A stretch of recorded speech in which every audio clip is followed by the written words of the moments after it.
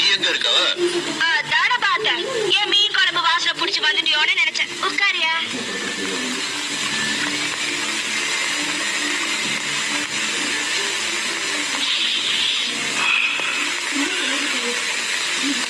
ஓ சாப்பிடுறியா?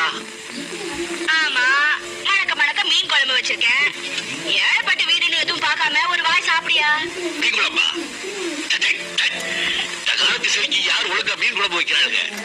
மீன் குழம்பு வைக்க சொன்னா கருவாட்டு குழம்பு வைக்கிறாளுங்க, கறி குழம்பு வைக்க சொன்னா உப்புகண்ட குழம்பு வைக்கிறாளுங்க.